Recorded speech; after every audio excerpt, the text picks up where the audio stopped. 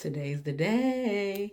I give you my review on The Woman in the Yard. But before I get into this, if you're new here, my name is Everything Jackie. As everybody knows, I love horror. And if you love horror too, click the like, share, and comment. The Woman in the Yard is a 2024 psychological horror. It is directed by Jermaine Colette Sierra, and we know him from he's directed such movies as The Shallows, Orphan, and The House of Wax. Now, it is starring Danielle Detweiler, and we know her from The Piano Lesson early on this year, and Oki Okia Wasi. I'm hoping I said that right. She's a very talented Nigerian actress, and Russell Hornsby. Now, in this movie, Danielle Detweiler, she plays a woman that is not only physically but also mentally crippled by the grief after her husband's death. He had a fatal car accident. She has to fight for her life when a spirit appears in her yard. Now, I want to say I always give, my pros and cons. My pros for this movie. Before I start pros and cons, I just want to say, Blumhouse can be a hit or miss. Okay, they are turning out these movies because this one for me, it really came out of nowhere. I didn't even hear a bunch of buzz about it. A lot of critics said they didn't even get a screener for it until the day that it came out. So they have really kept this one under wraps. I mean, I saw a few articles and stuff on it, but not a lot. Okay, and then when I went on Rotten Tomatoes, a lot of the critics don't like this one. But you know that sometimes critics look for different things than us average Joes do, okay? So for me, I really did enjoy this movie. To me, it is a mix between The Babadook, if you remember what happened in that movie, and maybe like The Woman in Black, okay? If you are looking for this to be a literal horror movie, it is not.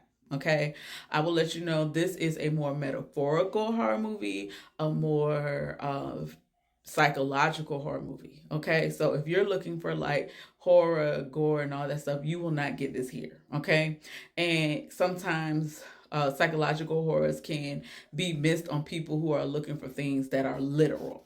This movie is very stylized, okay? This movie is beautifully shot. The cinematography is great.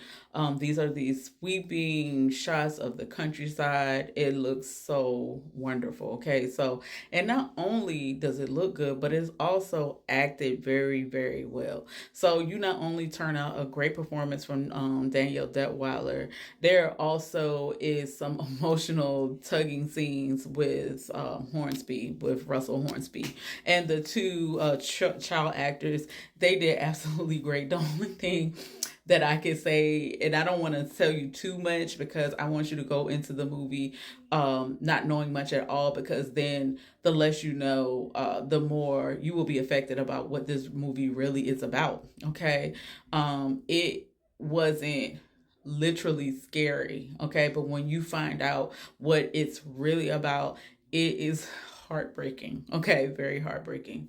Um, but there is one scene that I will discuss that my kids were with me, my 15-year-old, 13 and my 13-year-old and her best friend. And it's a scene where the teenage son and the mom, they were having an argument. And when they finish, he says like the B word. He calls it a B word.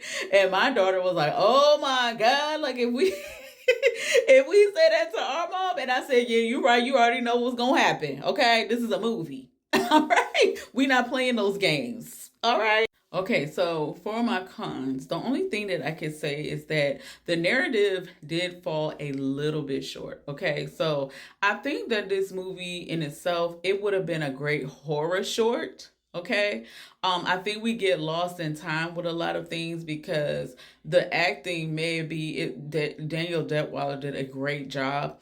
I think the narrative wasn't fully fleshed out. It wasn't enough scenes to get the emotional significance that you needed to get from it. Okay, so this could have been it would have been well received as a short, and I think a lot of critics, that's why they're kind of like panning it, because of the actual script and the writing and stuff.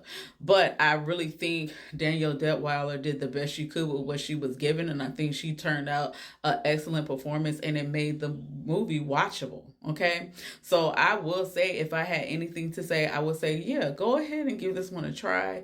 I want to say that even though the story might have fell a little short, I think it's still a great story. Okay, and I personally, as a person, a parent, and a person that has gone through physical pain, and also mental pain, I could totally relate to how she feels. Okay, I don't want to, like I said, I don't want to tell too much. I want you guys to go see it. Now, this is in theaters now. The Woman in the Yard is excellent. Okay, and it might have some shortcomings, but I think it's still an enjoyable watch. All right, so spooky friends, do what you may with my suggestion. Let me know how you guys feel about this movie in the comments if you've already seen it. And what do I always ask you guys to do? Stay spooky, and I'll see you guys later. Bye.